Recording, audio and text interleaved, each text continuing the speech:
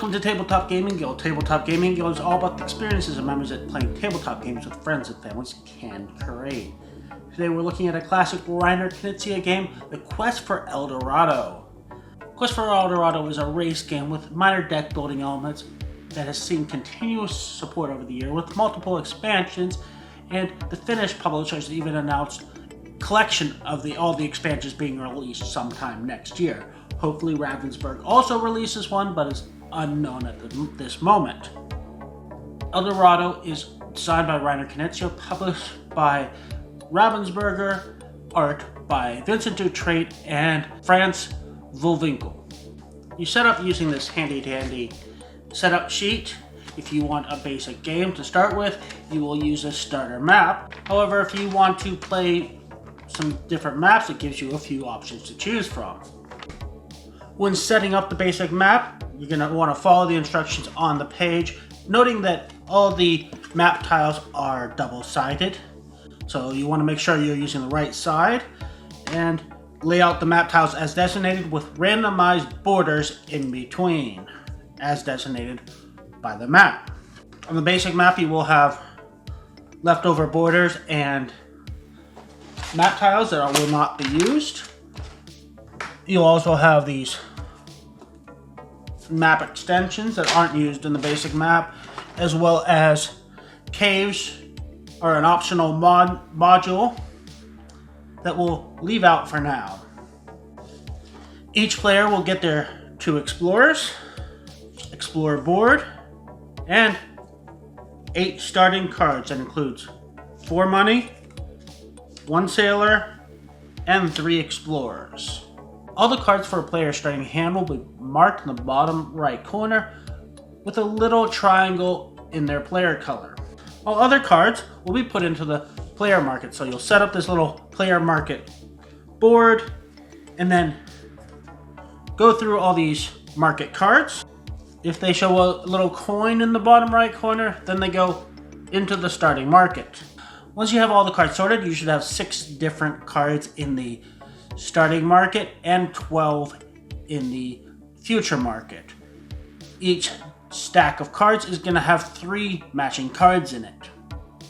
You will then determine their start player, and they will be the first to put an explorer in one of the 4 starting locations. Their second explorer can be discarded unless you're playing a 2-player game. In a 2-player game, everybody will have 2 explorers. And that's it for a setup. Unfortunately, because all these cards tend to get mixed throughout a play of this game, it does take a few minutes to actually get all these sorted out again and all set up. But once it's all set up, you're going to want to shuffle your deck of 8 cards and draw 4. And then in turn order, you will follow the actions on your player board, which are pretty straightforward. You will play as many of the cards in your hand as you want. Then you may buy cards. And then you may discard as many cards as you want from your remaining hand. Then you draw back up until you have 4 cards. When you play cards from your hand, they have 2 possible functions. They can either be used for movement, in which case you need to match the symbol of the space you're moving into. You cannot use multiple cards to move into one space. However, if you move into a space, you can continue playing cards to move into future more spaces, or a single card can move you through more than one space, as long as the total number of spaces you move through, the symbols on those spaces, does not exceed the total number of those symbols on your card. One final note on movement: you can never move into any of the mountain spaces, which are the mountain-like spaces that have no symbol requirement on them, and you can never move in a space containing another player. After you've done your movement for the round, you may use cards to buy other cards, bearing in mind that all yellow cards with the gold symbol are worth 1 money each. Any other cards are worth half a money, so playing a single other card is not particularly useful. So in this case, I would have 2 money to spend, and I can only buy from the starting market cards. You also can only buy 1 card. When you buy cards, you put them into your discard. And then all played cards go in your discard. And as I said, you may then choose to discard your remaining cards or hold on to it and only draw up to 4. So if I held onto this one card, I'd only be drawing 3 more. Also, when buying cards, once one of these piles from the starting market is empty, the next person to buy may either buy one of the other cards from the starting market or choose one from the future market to buy, and then the remaining cards from that stack go into the current market. You'll want to note that most of the cards are straight, just give you symbols. Some of them give you a choice of symbols, so you can use one of the choices available, not all of them. And some of them have special effects. Like there's one that allow you to buy directly from the future market. That's how a turn is played. You'll continue per normal until you hit one of these borders. You cross borders just like you would moving a space. You have to have the card and play the card that matches the symbol, or in the case of this border, just play any 2 cards. Then you remove that border so it no longer affects anybody and move the map together. Borders have the extra benefit of being a tiebreaker if more than one player reaches the end of the map at the same turn.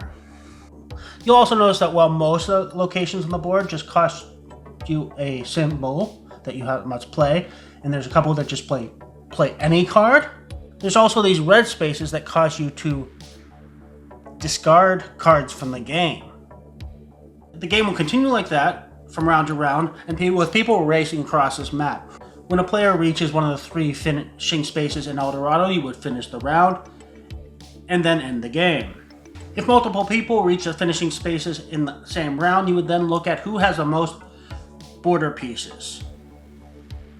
If there's a tie for most border pieces, then you will look at who has a single border piece with the highest number, and that is the winner.